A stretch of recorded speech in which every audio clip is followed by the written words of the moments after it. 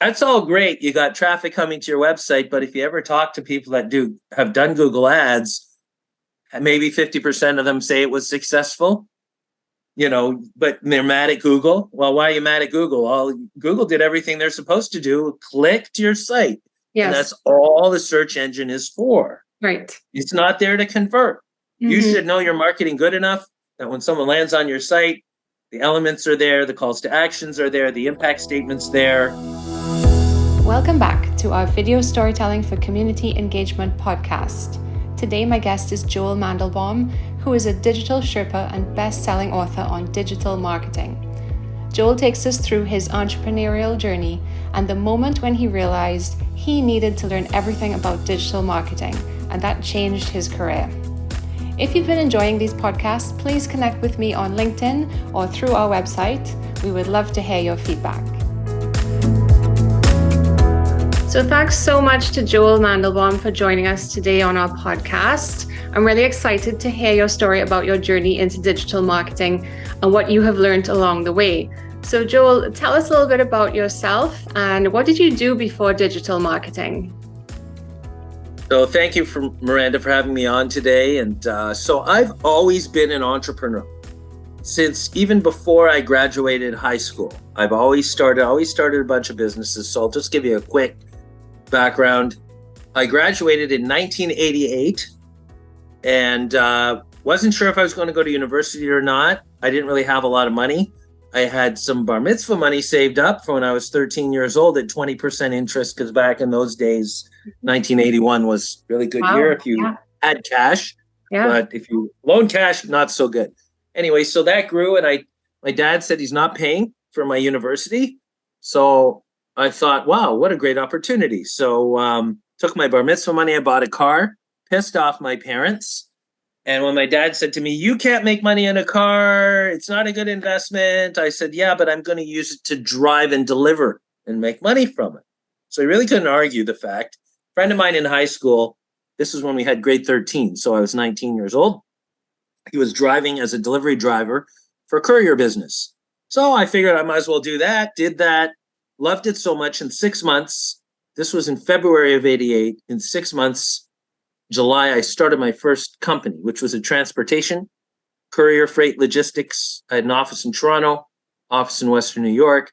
At the peak of my business, we were doing 7 figures and I had close to 100 staff. And then 2012 came around. I had done no online marketing. In fact, my website was so bad. It was just a landing page where people could literally just enter their ID and password to place their order. And I think back now, and the image that was on there was a road going into the distance with dark clouds, probably a lightning bolt in there somewhere. What were my customers thinking as they're placing their order? Is it even going to get there? But to me, I was oblivious to the fact we threw up a quick website because in 1995, we won Company of the Year Award for Business Excellence from the Toronto Board of Trade. So we had to have something at that point. And my whole thing with digital marketing, someone approached me in 2011 and said, yeah, we'll get you on the first page of Google, save your business, build it up, all that. And so I'm like, here's $100, go kill yourself. Right. Of course, nothing happened. Mm-hmm. Any of us know anything about marketing that should spend some good money. $100 is not going to get you anything other than losing $100. I probably got flicked out. That was my whole thing. I said, internet didn't work, forget it. So came 2013, late 2012, I got an offer to sell my business from a competitor, fairly large competitor. Mm-hmm. And I was offered 3 times industry. Now in the transportation freight sector, anyone that is listening to this will know the margins are like this. Right. Because 60% of what I brought in revenue went straight to the driver because I paid drivers, they used their own vehicles. I had a couple of company vehicles. You're left with literally all the money comes in and you're left with boop. Yes. So I'm looking at that going, well, margins aren't great, but at least I have a 20 some odd year old business at this point. But then again, I took the offer. Part of the offer was to stay on board for a year to migrate over as many clients as possible. Nice. I migrated hundreds of clients over. So this is kind of where the story begins, right, if you will. So one day I'm looking at my commission checks because I was in contract to bring over for 1 year. And it's just like you're a glorified salesperson that just brought over, instead of one account, you brought over hundreds. And to avoid any problems, you get a percentage of the sales, because if your largest client leaves the next day, no one's going to be happy about that. Right. So I'm looking at my commission checks about 6-7 months, and they're up about 30 to 40%. And I'm thinking to myself, number one, how did that happen? Like, number two, why did it happen when I owned them? Right. So just as a joke, I'm at the owner's office, Frank, his name was Frank. Good. We became good friends. I said, Frank, I said, wow, you really timed this right, didn't you? Look at this. Lucky you. Look, we're up almost 40% in 6 months, and it's growing. And he sits back, kind of snickers, shakes his head. He says, nope. So I look at him, I said, what do you mean, nope? He said, this is exactly actually behind schedule. And I'm thinking, what is he talking about? Behind schedule. So I'm looking at it, I'm saying, I don't understand a word you're saying. Can you like straight talk to me? He said, okay, Joel, firstly, I want to make sure we're friends, right? I'm thinking, who asked that kind of question? Something's coming. I said, yeah, of course, Frank. Good friends. I appreciate it. He paid me out. I was grateful for everything. He says, okay, let me tell you a couple of things. Number one, we share clients, and I didn't know if you were aware of that. And one of the reasons why I bought you out is because I wanted all the business from all the clients. Mm-hmm. That's the first thing. And I said, oh, okay, I didn't really know that. I had no clue. But a lot of what I did, he also had clients. Right. So that's the first thing. He said the second thing, because I made a comment to him because I was hearing his customer service rep saying, hey, is this your first delivery? I said, what kind of salespeople do you have that get the customer to call in their first order? Because I would have my salespeople, once we open an account, call up the customer every morning. Do you have a delivery? Do you have a delivery? Do you have a delivery? Let me walk you through the process. And he laughs, and he says, I don't have any salespeople either. And I'm just sitting here, what's going on here? But I'm feeling this ominous. Yeah. Like you're about to be taught a lesson. Yeah. So he tells me, Joel, we have no salespeople. We do digital marketing only. And we have the best technologies to service our clients. And this is why we keep on to our clients. And I know who your clients are. I know a lot of them have divisions that aren't using you. I know they need the technology. And I'm sitting here like going, what did I miss? Yeah. Oh my goodness. So, the full year went up, and I thought, okay, I need to start another business. Why don't I at least understand what's going on online? Because I need to catch up. It's now 2013, and I have no clue what's going on. Embarrassed. Yes. So I just said to the universe, I want to meet people that really understand the online space. Next week, I'm at a networking event. Meet a guy who's been developing websites for a bunch of years out of India. He was Indian. We became business partners. He was from Calcutta. And so I thought, he says to me, what are you up to? I said, well, I'm just in between careers. He goes, well, why don't you sell websites? Okay. Okay. He says, yeah, I buy websites in India, $500. We sell them for $2,500. Yeah. All I could think of was holy margins. Yes. 400% markup. Amazing. I'm in. Like, what else do I need? Yeah. I'm in. Didn't understand what needs to be done to build the website. Didn't know what I was getting into.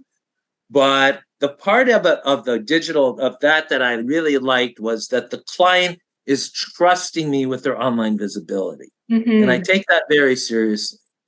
So we did some business for a couple of years. It ended up that I did the majority of the sales. So that didn't work out. But I really enjoyed not the development process, because I am not a developer and my personality is not getting stuck in the weeds and the minutia of everything. Yes. I just want to make sure that it's done right for the client and that they get a good experience. After, our partnership broke up, I hooked up with a company called IOPW just for part. And when I saw what they've been able to accomplish, that they've been doing at the time for maybe 15 years, had been developing websites, thousands and thousands of websites, thousands of platforms. We're talking like platforms with over 1 million pages in it.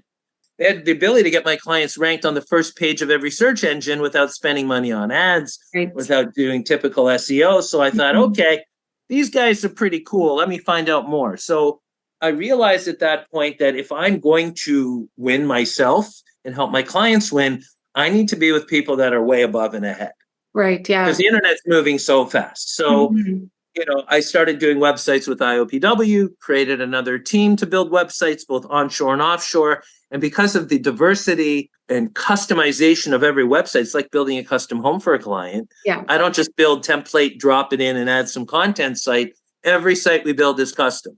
So I loved it. It was great. But then there's a goodbye. You launch the site. And then clients started asking me, Joel, do you do social media? Do you do this? Do you do that?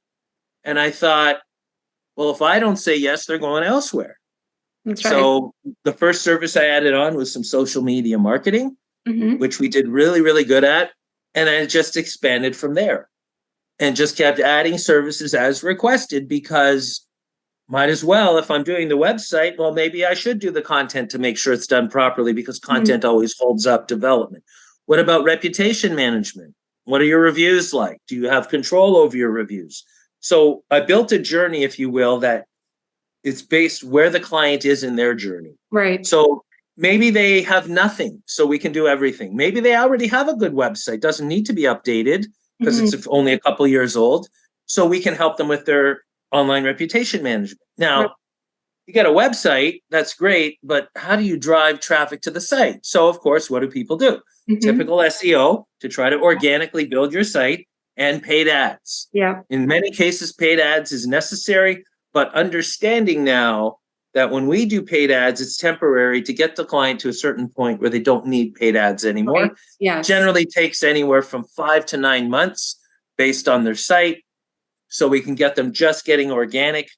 So traffic, no problem. We also built a technology that gets first place ranking multiple spots. So you Hmm. don't have to necessarily do Google ads. So we built a technology for that.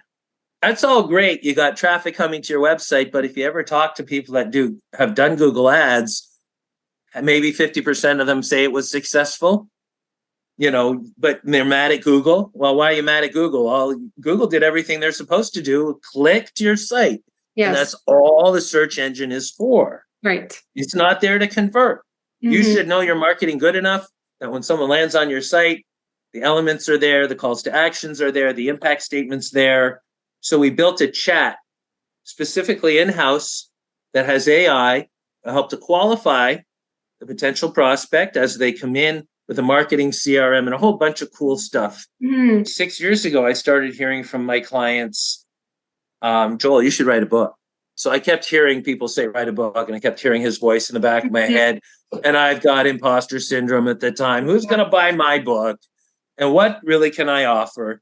But everyone was telling me, Joel, I learned so much about what we talked about today. You Yeah. should have a book. Yeah. So one day, eventually, I caved in December of 2018. We pre-launched. It hit bestseller fast Right.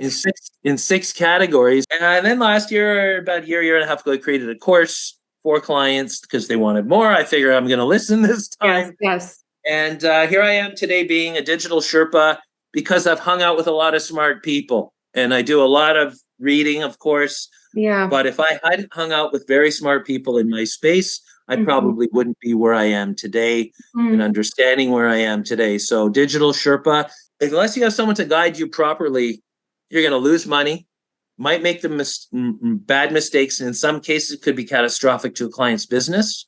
Yeah. So I want to make sure I give them the right expectations from the start on what they can and can't expect and what we can and can't do and what's possible and what's not possible. And do you find, since writing the book, what has that done for you? So has it given you like authority as, someone who knows about this space? Is it just giving you authority, or are you selling hundreds and millions of copies of this book and making millions of dollars on the book sales? The book to me was never written to make money from the book. Yeah. I wrote the book, came from my heart. And then, 3/4 of the way writing through it, I'm hearing from people saying, Joel, that's going to be a great lead magnet. That's going to be great for your Yes. positioning. And for the first time I heard that, I thought that's a selfish thing to do. But as I did more research and understanding, I was in the right place at the right time. So, wrote the book. I've sold in total probably in the thousands, Right. but over a 4 or 5 year time frame, or 3, 4, whatever that is, you're not getting rich off a book. No. I mean, unless you go to a big publishing house where they're going to spend a lot of money promoting you in New York Times, Yeah. at the end of the day, you're not a bestseller unless you sell more books than everyone else in that category, Yeah. which I did. Yeah. So yeah, it's helped. So has it given me direct money? It's nice to get an occasional deposit at your bank that's a royalty for the book, 10, $15, Yeah. whatever it is. But if I'm on if it's between me and someone else in the same space, I would say 95% of the time I'm getting the business. Yeah. They don't always say, oh, it's because you're a bestseller, I want to work Yes. with you. They rarely say that, actually. No, they wouldn't, right? No, you hear things like, oh, by the way, I bought your book. I liked it. Oh, okay. Well, then, yeah, the book probably helped because Yeah. in the book, there's also actionable items that a business owner can use. So maybe they used it, or they heard about it, or they checked out my LinkedIn profile, or someone told them that. But one thing I have noticed, the conversations are much different, Yeah. with potential prospects. Mm-hmm. My closing rate is very high. Mm-hmm. There are clients where I won't take on just because it's not a good fit or it's not something that I'm really good at based on what they want. Yeah. So I'll send them to someone else that can really help them out. So no, you're not getting rich off the book itself, but it definitely helps with your positioning. It definitely shows you becoming as a subject matter expert. The consulting part of my business has grown as well. But again, with that, it's time for money, and I only have 24 hours in a day, so I'm very careful with that. But yeah, it definitely has helped. Absolutely. Got me onto podcasts. It's got me onto networking, speaking of networking, people reaching out to me to do collaboration, webinars, all that stuff. So yeah, it definitely has helped. You write a book, it shows that you're passionate about the industry. My goal is to give the reader a good journey. Yes. And if they want to sign up or reach out to me after, they can. Yeah. And that's it sounds like it's a really interesting story of all of your experience for so many years. So what excites you most about digital marketing and the possibilities in the future? Well, that'll conjure up the word AI to me, because that's where the future is. Well, I was going to ask you, is AI helping or hurting? And, where do you see it? Good question. I'll get to that in a second. So what I love about it is the fact that I'm working directly with the owner in most cases, setting them on the right path and seeing a win. What really excites me is when a client says, I got a new client, or I got a phone call, depending on what the initiative is, really understanding the small wins and showing the client that we're getting small wins. They take time to get to big wins. Yes. What I love about it is when a client's like, Joel, I got a new customer. I got it. I have to tell you, in a lot of cases, I'm more excited than the client. And for multiple reasons, but the obvious reason is, number one, we crossed the finish line together. Yes. But number two, it's validation. Of course, when a client signs up with us, no matter what, it's a validation that they're trusting us with the service and that we've shown them that we're good enough to work with them, because you still have to prove that with the client. So to me, that's the most exciting part, is when we cross that finish line. It's like, okay, we're now on this path together. We're working, because really think of it. At the end of the day, if my client isn't successful, I'm not getting that client again. Yes, absolutely. And it's not my reason for getting clients isn't just to get clients. I want to impact them in a positive way. That's where it starts from. Yes, we're in a currency-based planet. Yes, we have to get paid for our time. Yes, we should be paid for our time and our knowledge. So of course, nothing's free. But when they hit that finish line, or when we've crossed a hurdle together, I am just tickled pink. It is like a day, like even more than when I sign a client, I get more excited. Yes. So, not that I'm not happy I get new clients, don't get me wrong, but when we've actually worked together to achieve a goal and we cross that goal together. Yes, I agree. Because yes, I like to get new clients too. I get very excited at the beginning of a project when you get a new client. But yeah, I really like when you finish and you deliver it to them, and then they love it and they use it and they share it, and everybody loves them in their video story too. So I love getting that feedback from the client as well. So it is about crossing the finish line. Yeah, you're right about that. Absolutely. Absolutely. In terms of AI, I always said when AI comes, the companies that use AI, first of all, you can't stop it. Yeah. So if you have any sense of business, you must embrace it. You must find out what it can do in your industry and help you. Or I'm telling you, companies are going to be wiped out so fast. Because think of it this way, you have an artificial intelligence that can grab as much data more than you, faster than you, better than you, sort it through, and make big decisions that you can't make. And companies that are using AI to help them make those decisions, obviously the data that the AI has to be accurate, but in most cases it is. They're going to crush the ones that don't, no matter how big. Look how big Blockbuster was. Yeah. Yeah. And look what happened to Netflix. Yes. Stuff like that. So in my space, yes, people are using AI to generate content. We still do it the old school way. We still use content writers that understand SEO writing. We feel that is the best way. We do use AI for research. We also will use AI if we're generating logos for clients. We'll give them two options. We'll give them an AI option with a human polishing it up. Yeah. Or just an artist, a designer that we have to do that. The AI version is obviously less expensive because there's not as much work. It's almost half. Right. Yeah. And so that's kind of how we're integrating some stuff in AI. You have to adapt. Here's the big thing in the web development space. When you look at a search engine, which is yes, it has its own AI.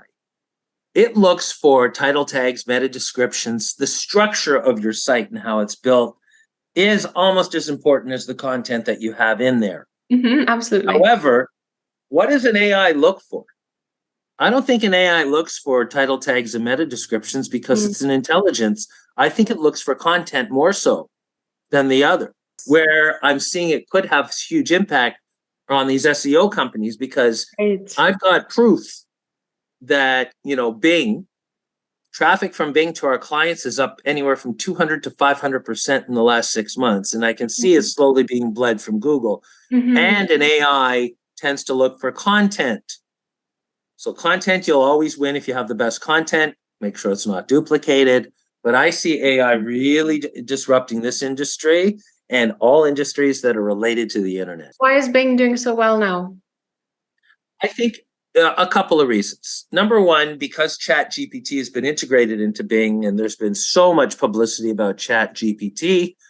I'm not sure if you remember a bunch of years ago, Microsoft lost the battle when they had their browser. They had to take it out of their operating system. Yes. Which is interesting because now they're doing it again. And those big corporations, and I've seen them say, well, it's just the cost of doing business. We'll pay the fine and that's it because they make more profit by keeping it. So people are hearing about ChatGPT. They're going into Bing. They're asking it questions. It's more engaging. You're getting better results to a degree because it's an AI searching. Yeah. So I feel that's why. So Google right now is in a race to get their AI integrated into their search, which will be very interesting. So we're in a lot of changing times right now. Things can change on a moment. Like at some point, I don't know. Will an AI be able to do the filming? I don't know. Yeah, I don't know about the filming. I think right now, I think the photographers are maybe feeling the pressure because AI is generating all of these photos and artwork, and it can generate anything right now, which really leads you to the question of how do you trust photography anymore, and how do you trust like editorial storytelling photography, like National Geographic, like, are we going to use real photos or are we going to go with AI generated everything? And I think it's actually going to give more respect to the photographers who are doing the really good work, because you have to have something that is real and can be seen and felt through a human eye and a human perspective. Sometimes AI doesn't really get that personal connection. Filming, I don't know. I think there's a lot of that deep fake that's already going on. So, and honestly, sometimes I wish we had a little more technology that we could use, that we could say, gosh, this person kind of mumbled this word, and can we just fix it? Can we fix it in post? Clients always ask me, well, can we fix it in post? And there's only so much you can fix in post if you want it to still look real and normal, right? You don't want it to look odd. But I think what we can fix in post is going to really scale up and change, and there will be a lot more that we can do. And Adobe is working on a lot of it right now. So I think a lot of things will happen, but it's kind of like in the early 2000s when all of the film changed from film to digital, all the cameras changed, and that was a big change, and that was really fast too. If you think of how fast it happened, it really happened overnight, maybe within 2 years, 3 years, and that was it. And everyone was now digital. And I mean, the cameras weren't so great, but it caught up really fast. That's when we started to actually do digital photography and add it to our services, because like you, we were doing websites and the clients were asking for things. They were asking for photos. They were asking for different things. So yeah, we kept adding that to our skills as demanded. But yeah, I think, you just have to be aware and not get stuck in the traditional ways, and be willing to adapt and use the technology to benefit you and your clients. I think keeping the human element in our digital marketing, in our storytelling, I think there's definitely still a place for that. And we shouldn't get too far away from that, because that's really how we differentiate ourselves. I mean, if AI was doing your job, you wouldn't have the time to connect with your clients and build those relationships and, be with them when they get those wins. Like, they don't want to talk to AI, I don't think. They want to have that personal support and that connection. So, and I think that's really what's important in building working relationships. Absolutely. You can't lose the human touch. Yeah. I think that's pretty much, sums up everything I've talked about today. Mm-hmm. It was all around a human touch. And where I lost out was when I wasn't in touch with what I should have done back. Should have, could have. I mean, that's just past talk. I don't really believe in that. I am where I am because I was supposed to be here, because that was really what happened. So, yeah. But, thinking back, you still think, if I had embraced, if I had listened, if I had, stayed in touch with people who knew that stuff, yeah, absolutely would be a different outcome. But I love my outcome. And right now I do agree. It's all about the human touch and the relationship and building that. You can't build a relationship with an AI if you're a normal human. Mm-hmm. I don't think so. I think AI is going to just end up where you're going to have your own assistant that will do everything you need. Just ask it, just like in the science fiction movies. People are talking about, AI can destroy humanity and this and that. Here's something that I really want to say to all those people. How do you know they don't know? How do you know that the AI is not going to go, thank you humans for creating me. I want to help you survive longer. I'll come up with cures to diseases and problems. And how do we know that it's not going to do that? Yeah. Yeah, there's, and it's not just that there's this one AI out there that's going to get us all, right? Like, there's every industry is using AI in a different way. I don't know which one is going to come and kill us. I have no idea. I think we're in for a good generation, with some caveats, with some let's watch out what's going on. But I think overall it'll benefit mankind more than it will take away. Yeah, I think so. I agree with that. All right. Well, Joel, thank you so much for this podcast. I think our time is probably up, so I'm going to end it here. But I really appreciate you being here and sharing your story with us. We love to hear stories from other entrepreneurs, business people. Pretty much anybody has something really interesting to say. So thank you very much. My pleasure. I hope I've been able to make it enjoyable, and a couple of things were learned on the way.